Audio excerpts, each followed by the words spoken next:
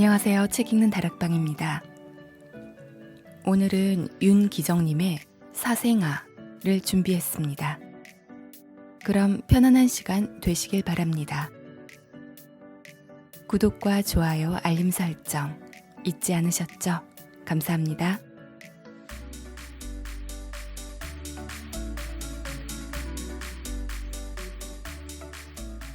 어머니, 저 정옥이는 가방 메고 학교에 가. 아침밥을 먹고 좀 가빠서 방바닥에 그대로 드러누워 있던 경애의 가슴은 이 소리에 바늘로나 찔리는 것처럼 뜨끔하였다. 저게 뭐 내 자식인가? 아무 때든 제 애비가 찾아가면 고만인걸. 하고 아주 정 떨어지는 생각을 하다가도 아무리 외할머니가 흠살굽게 하고 엄두들인다 하더라도 외삼촌의 변변치 않은 머리로 겨우겨우 입에 풀칠만 하다시피 살아가는 외가라. 밥 먹을 때면 눈칫밥을 먹이는 것 같고 조금만 시침한 소리를 들어도 눈총을 받는 것 같아. 아무튼 제 간줄기에서 딸려진 자식이라 가슴이 뭉클하고 두 눈에서 더운 눈물이 핑 돈다. 그럴 적마다 시골 제 애비한테로 당장 내리쫓고 싶은 생각이 불현듯 났다. 허나 몇 번 편지로 데려 내려가라고 하여도 지금 같이 사는 새로 얻은 여자가 뭐라고 했는지 더 좀 맡아두라고 하면서 종시 안 데려갈 뿐만 아니라 해숙이 년조차 한사하고 외할머니를 떨어지지 않으려고 하며 어머니 역시 외손녀에게 애미 이상으로 정을 쏟아 사부주가 들어마저 오늘날까지 미적미적거려 내려온 것이다. 한 달 동안을 두고서 학교 논란을 신이기듯 논이기듯 하다가 건너집 해숙이의 동무요 같은 동갑인 정옥이만이 학교에 들어가게 되고 해숙이는 민적이 없어서 그만 미끄러져 버리고 말았다. 그래 개학날인 오늘에 정옥이가 호기 있게 우쭐거리며 학교에 가는 꼴을 해숙이가 바깥에 놀러 나갔다가 부러운 듯이 한참 동안 넋을 잃고 바라보다 말고 안으로 뛰어들어와 무슨 신기한 것이나 발견한 듯이 또는 하소연하는 듯이 어머니를 불러 정옥이가 학교 가는 것을 말한 것이다. 드러누웠던 경애는 일어나 앉으며 방문 두껍다지에 기대선 해숙이를 바라보았다.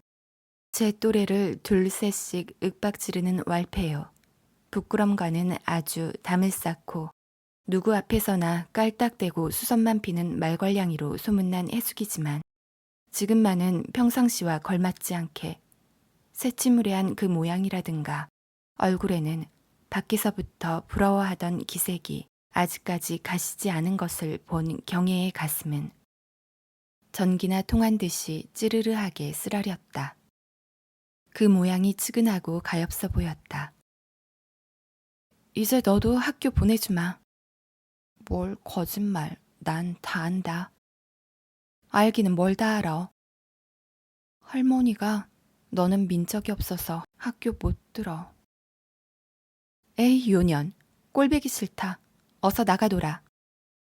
경애가 이렇게 소리를 버럭 지르는 바람에 가뜩이나 서먹서먹하게 서서 풀없이 하던 말을 다 마치지도 못하고 무안당한 사람처럼 슬며시 돌아서서 방문 밖으로 나가는 뒷모양을 물끄러미 바라보던 그는 억제할 수 없는 더운 눈물이 앞을 가려 그만 고개를 돌이켰다. 경애는 참으로 진정할 수 없는 자기의 가슴을 두 손으로 지그시 누르고 있다가 자기 자신도 모르는 사이에 이따금씩 꿈틀거리는 만삭된 배 위로 슬며시 손이 내려가 옷 위로 통통한 배를 어루만지니 기막힌 생각이 더 한층 복받쳐 올라 방 한구석에 볼품없이 쌓아놓은 이불 귀퉁이에 픽 쓰러져 얼굴을 폭 파묻고 느껴가며 울기를 시작하였다.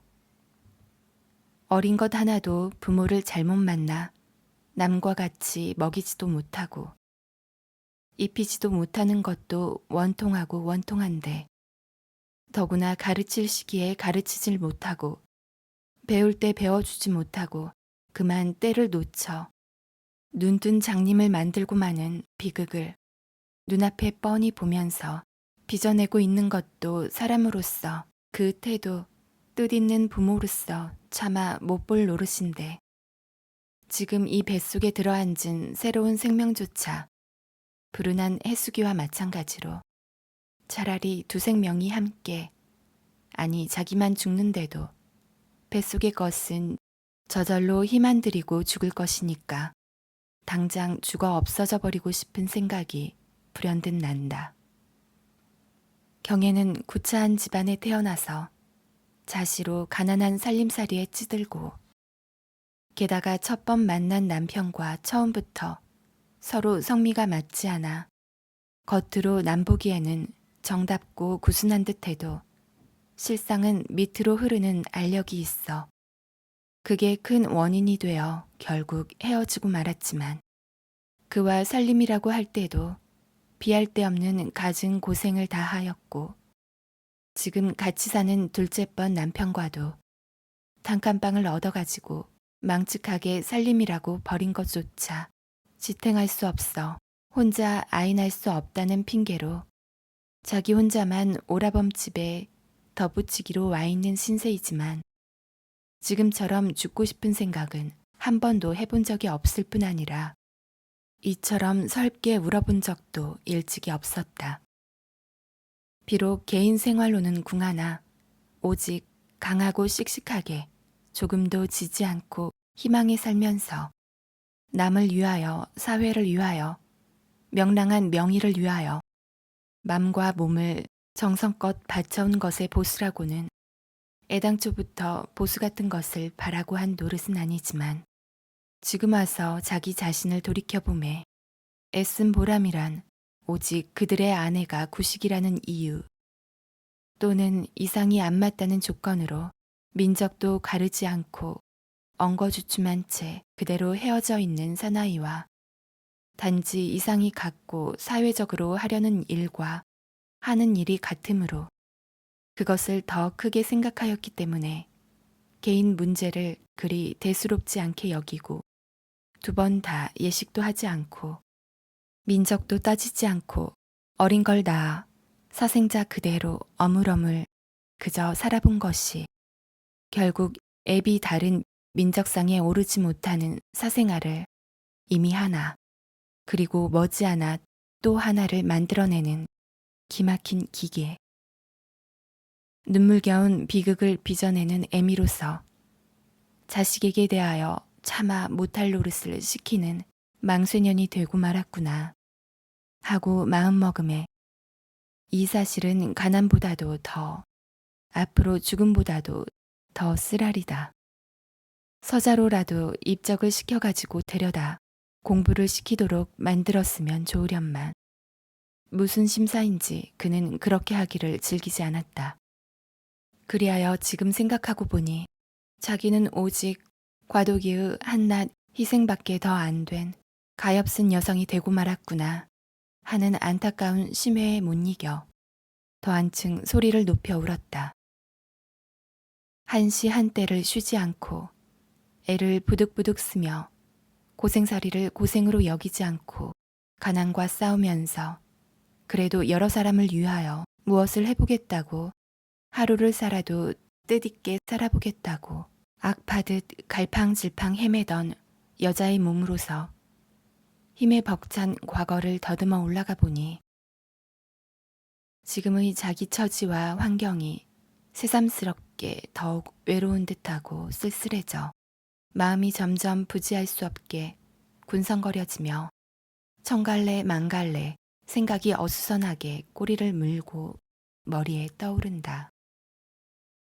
서로 동지라고 부르던 여러 사내 동무들은 모조리 자기의 주위를 떠나고 말았다. 그와 한 번 갈린 뒤로 사실 그와 내가 헤어지고 만 것은 누구나 뜻밖으로 생각하였을 것이고 속 모르는 사람은 병들어 죽게 된 더구나 갈 곳도 변변찮은 불쌍한 남편을 배반하였다고 천하에 죽일년이라고 욕할 것은 정한 노릇이다. 더구나 동지애로 만나 갖은 고생을 다 겪어가며 참 그때를 돌이켜보면 눈물겨운 일이 한두 가지가 아니었으니 쌀이 없으면 나무가 없고 나무가 없으면 쌀이 없으며 반찬이라고는 상 위에 두 가지를 올려놔 보기가 드물고 밖에 나갈래야 입을 옷이 없어 한 달이고 두 달이고 간에 죽치고 들어앉아서 본래 한낱 시시거리는 소리 한번 들어보지 못하던 여러 동무들이라 아주 갈리고 말았다는 소문을 간접으로 듣거나 자기한테 직접 듣고는 모두가 뜻밖으로 알았을 것이다.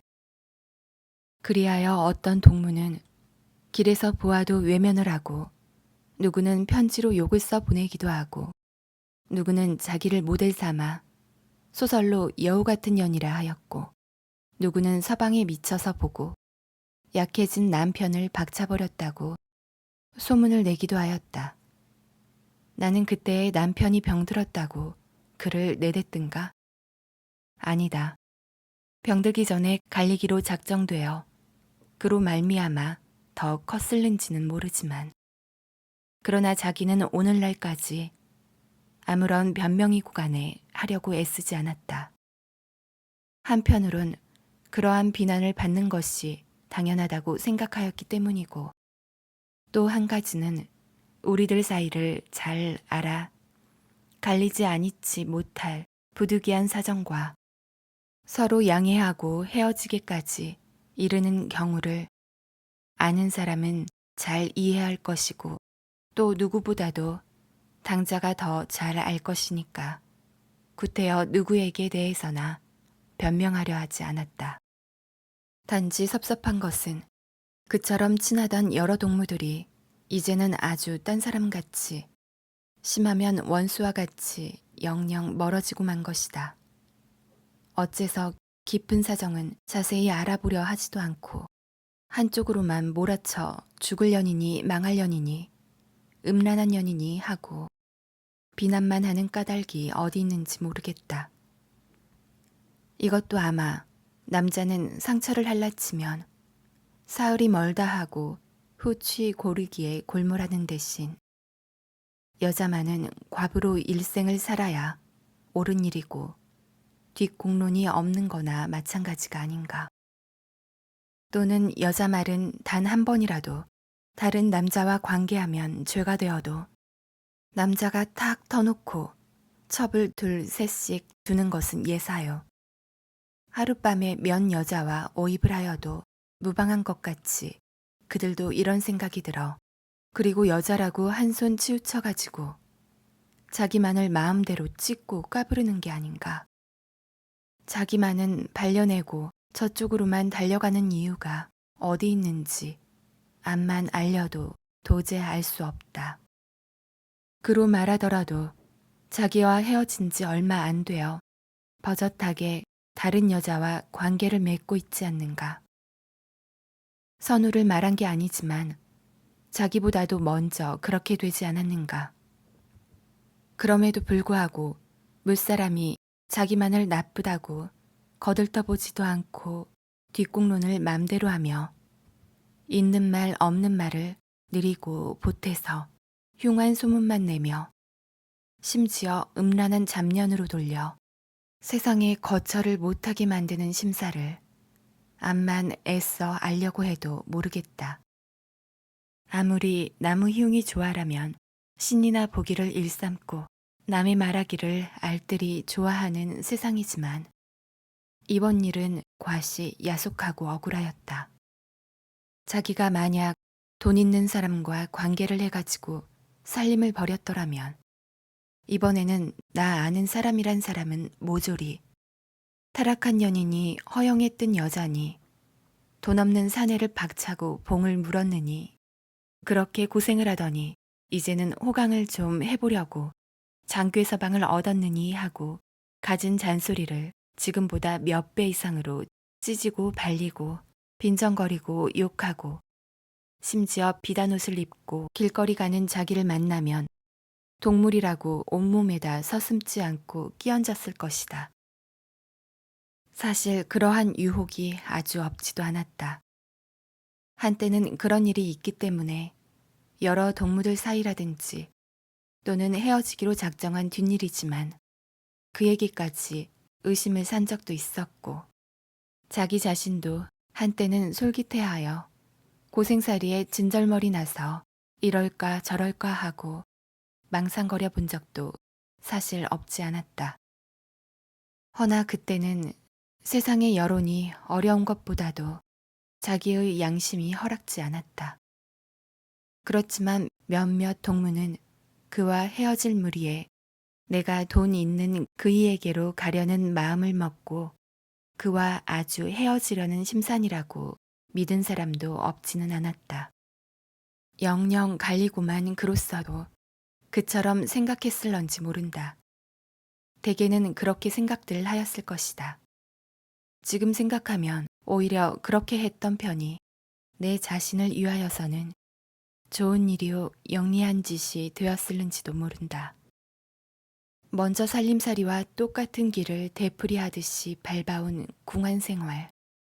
예전처럼 입고 나갈 옷 한 가지가 변변치 않아서 한동안씩 죽치고 들어앉았는 가엾은 신세라든지 당삭이 닥쳐와도 포대기 한 입, 살깃 한낱, 기저귀 하나 장만하지 못하였을 뿐 아니라 해산제구는 물론이요 미역 한 오락이 준비해 놓지 못한 이 궁상을 생각할 적마다 무능한 남편이 원망스럽기도 하다.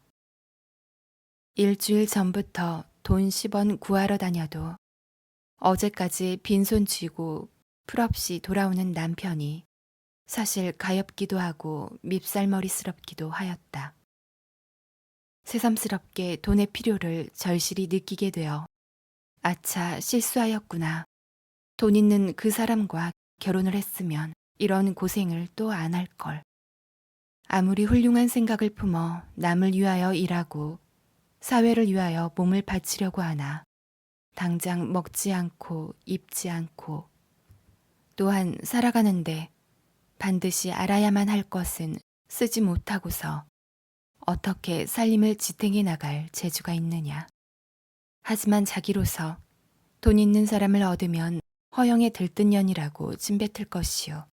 비록 가난하나 서로서로 이해가 있고 그래도 뜻있게 살아보겠다고 살림살이를 벌이면 안으로는 군기가 끼어 고생을 떡 떼먹듯이 하고 밖으로는 그년이 서방에 기사가 나서 폐인같이 병든 남편을 떼쳐버리고 되는 대로 날탕패 서방을 맞았다고 변보듯 흉보듯 떠들어대니 도대체 어떡하란 말인지. 도제 갈피를 잡을 수 없는 것이 요지막 자기의 심경이었다.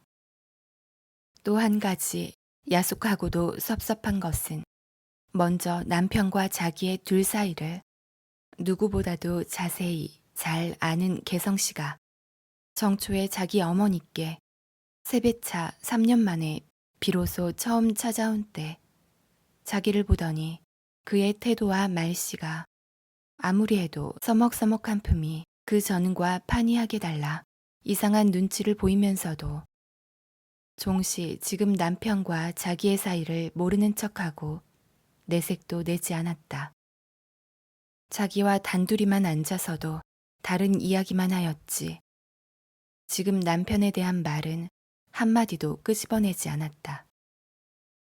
2년 만에 거기서 나와 며칠 안 되었지만 발이 너른 그로서는 자기들의 나이를 그처럼 전혀 모를 리 없건만 어쩐 일인지 끝끝내 화제에 올리지 않는다.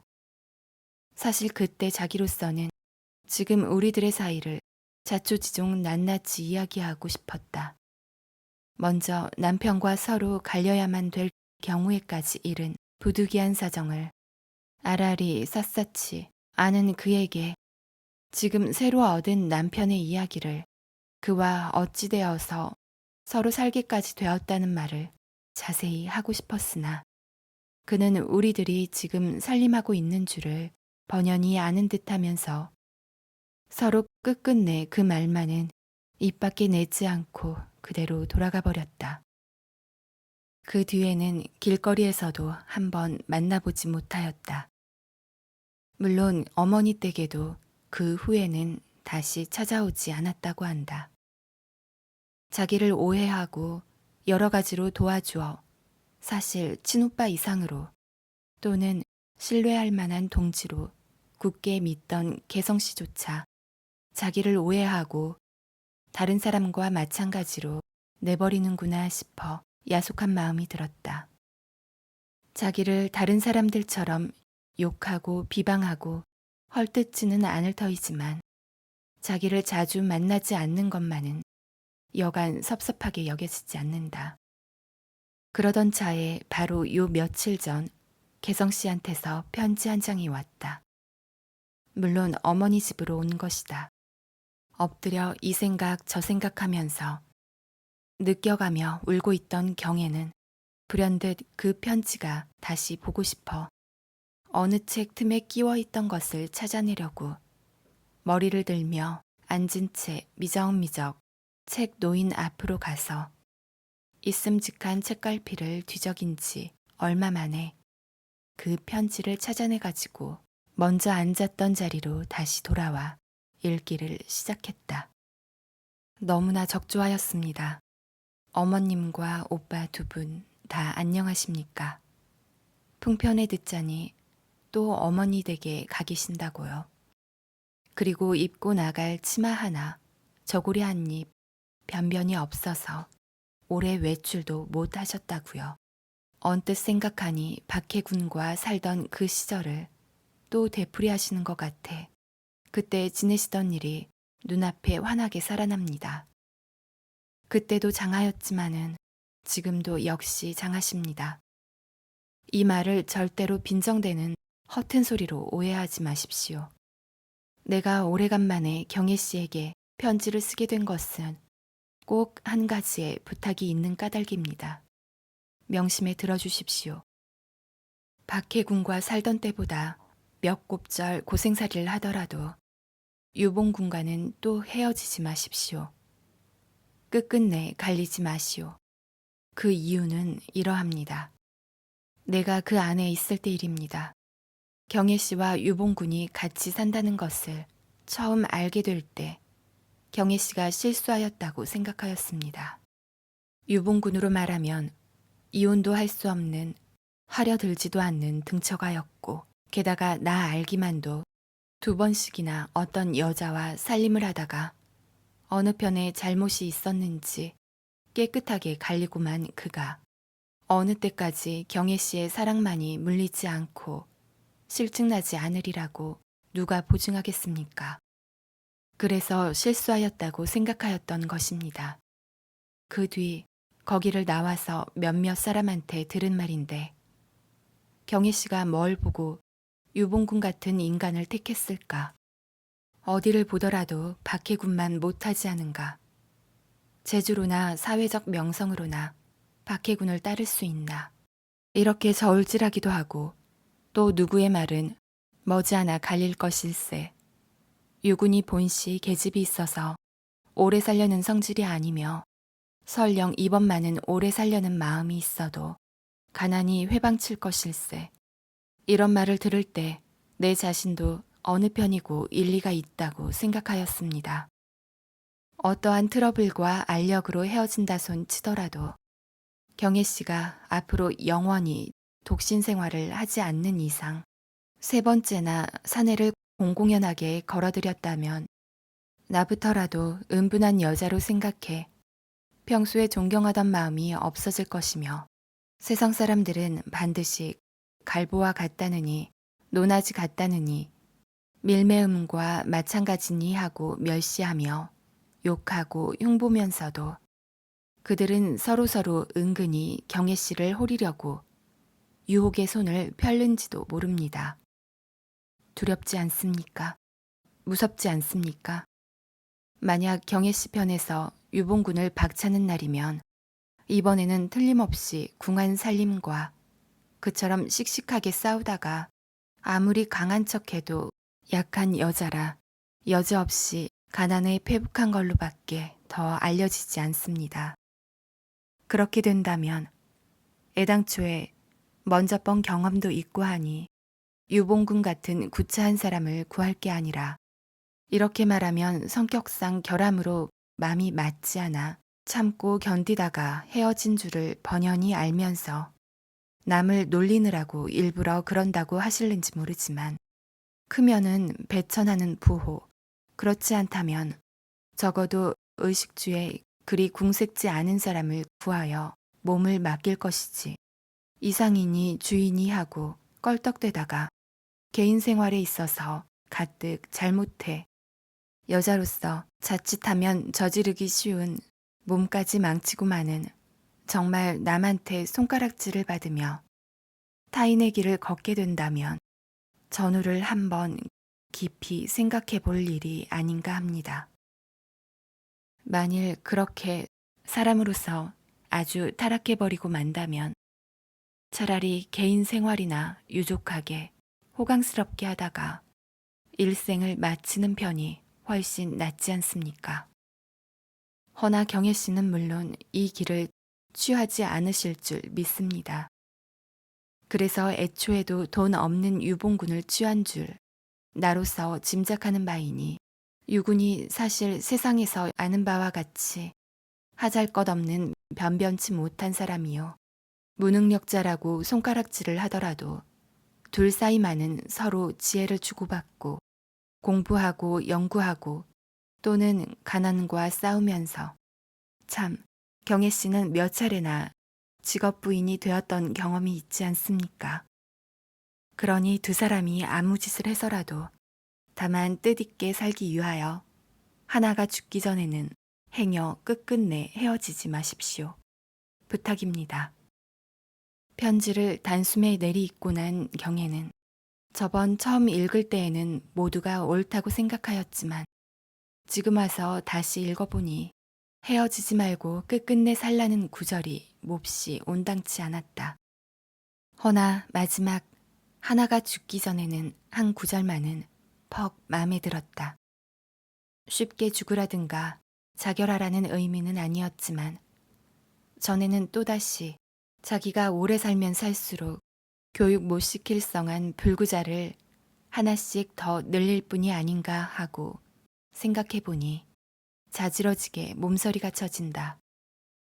그렇다고 편지말 맞다나 지금 남편을 또 버리고 다른 사내를 차마 또다시 얻을 수는 없는 노릇이다.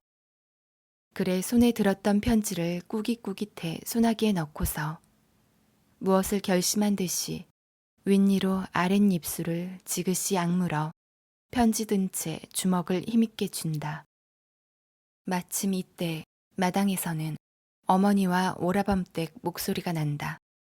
우물로 김칫거리를 씻으러 나갔던 그들이 이제야 돌아온 모양이다. 그 뒤 사흘 만에 경혜는 아들을 낳았다. 그리하여 어린애도 별 이상 없이 날로 충실하고 산모도 약 한 푼 봐서는 퍽 건강한 편이다. 젖도 나올 만치 나왔다. 아이 아버지는 물론이고 첫 번으로 외손자를 본 어머니와 오라범 내외도 다들 좋아하는 모양이다. 해숙이 년도 얼굴에 갓난에 귀해하는 기색이 떠나지 않았다.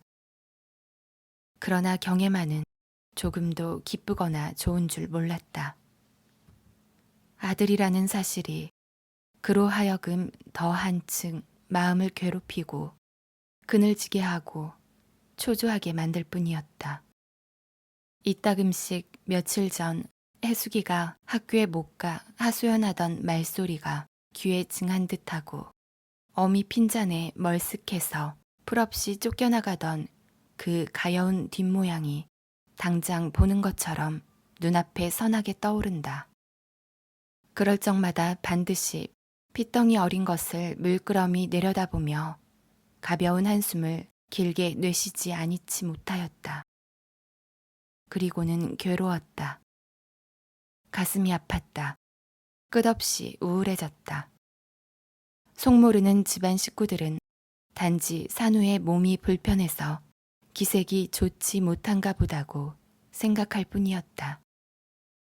날이 지나감에 따라 어린 것이 커갈수록 경애의 숨은 고민도 남몰래 커갔다.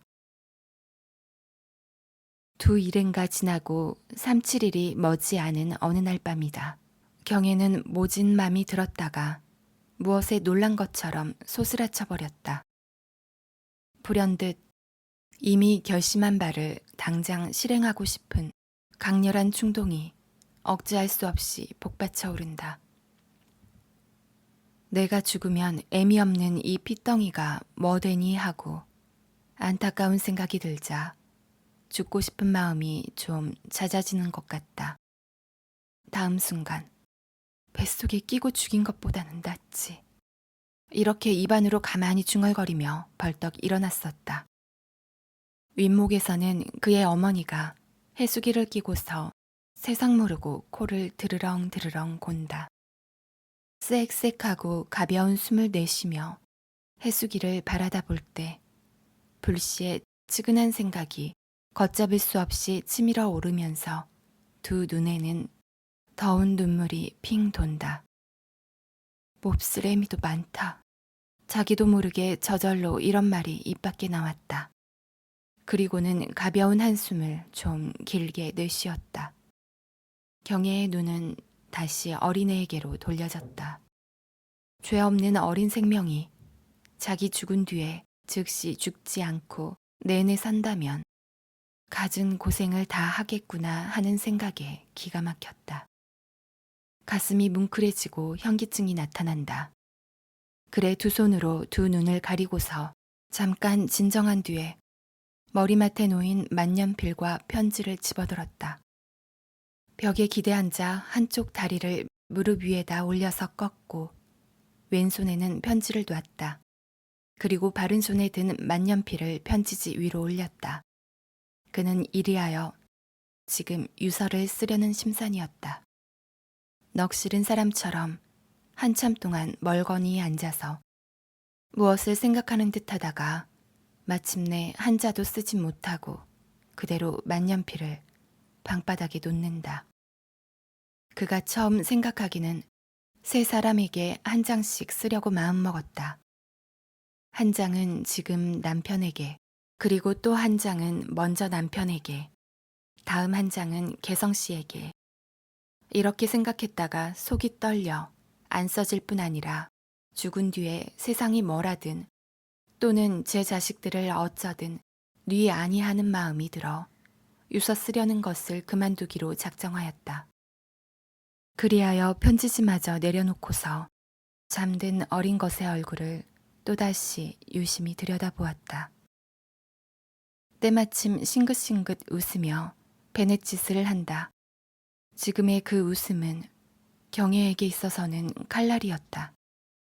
가뜩이나 미어지는 듯한 그의 가슴을 더 괴롭게 만드느라고 사정없이 애이는 듯한 날카로운 비수와 마찬가지였다.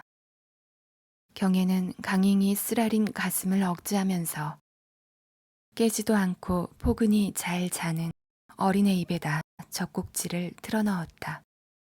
마지막으로 젖 한 모금이라도 먹여보겠다는 애미로서의 안타까운 생각에 경애는 다시 일어나서 해수기 옆으로 가까이 가 앉았다.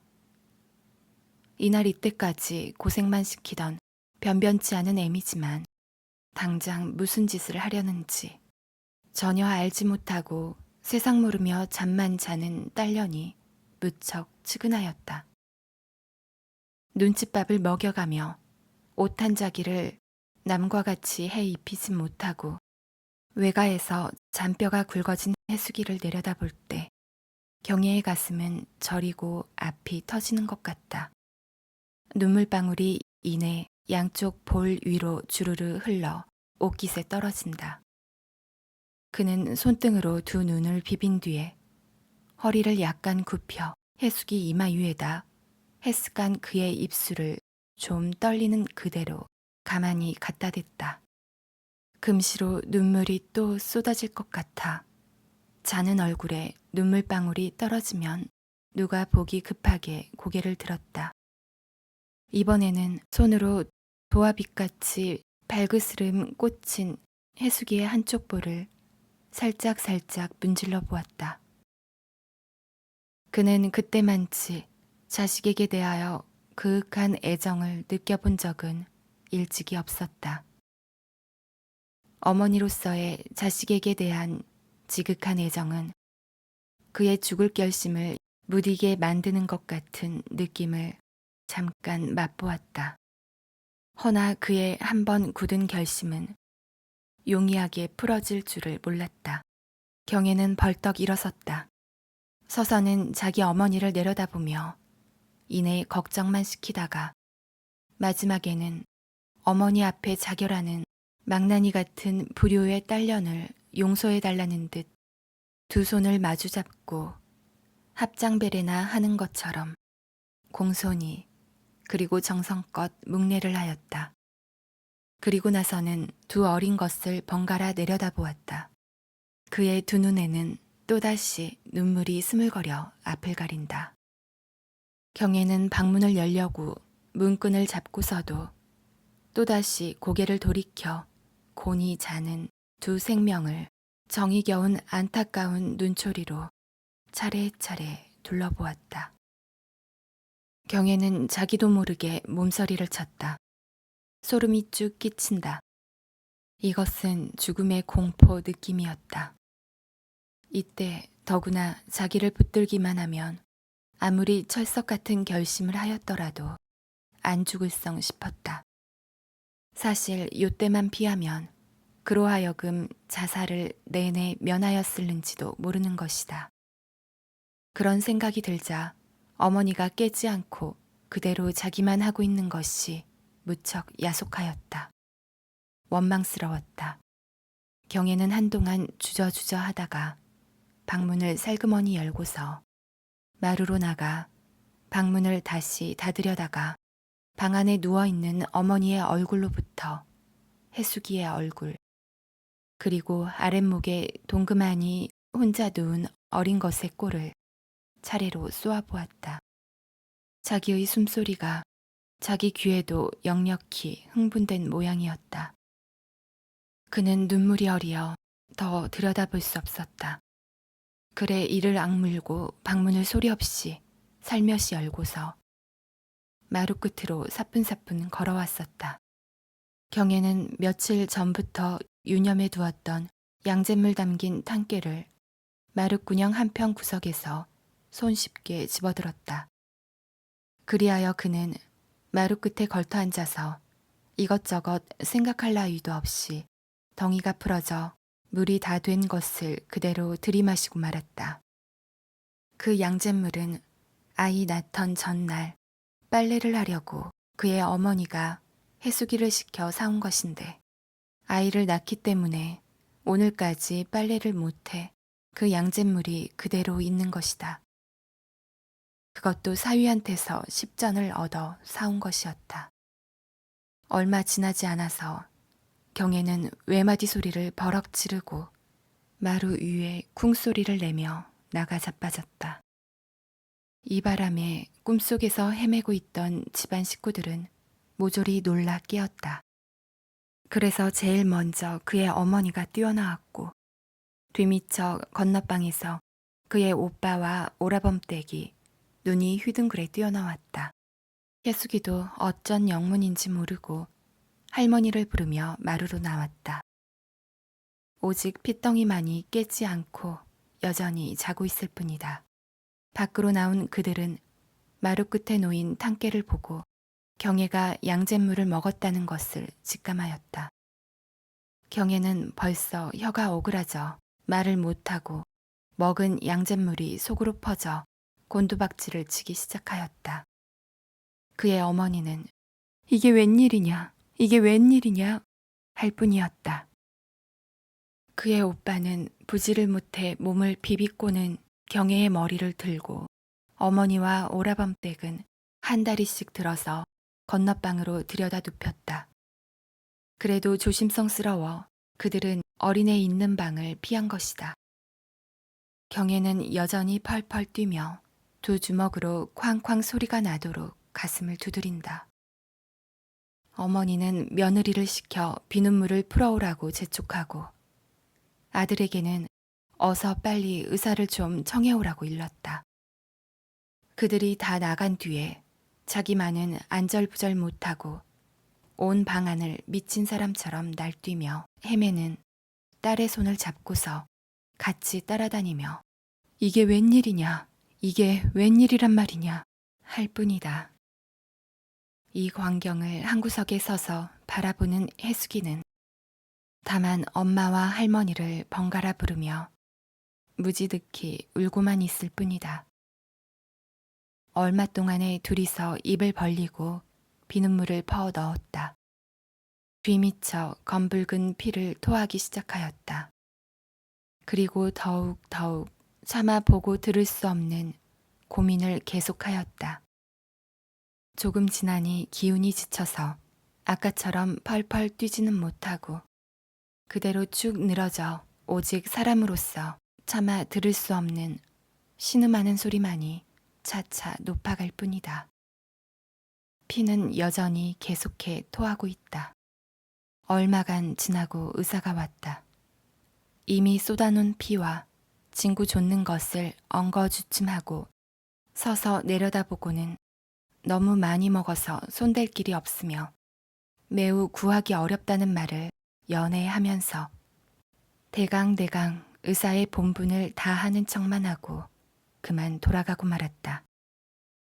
경혜가 양잿물을 먹은 지 이틀 만에 25을 일기로 그의 몸은 이상을 이루기 전에 다만 공부 못 시킬 눈뜬 장님인 사생아를 둘씩이나 남겨놓고 혀가 오그라져 아무에게도 유언 한마디 못하고서 그만 원통이 죽고 말았다. 이리하여 그는 과도기에 완전히 희생되고 만 것이다. 지루한 과도기를 하루라도 속하게 막아보려고 자기 자신이 남자만 못지않게 애쓰며 날뛰다가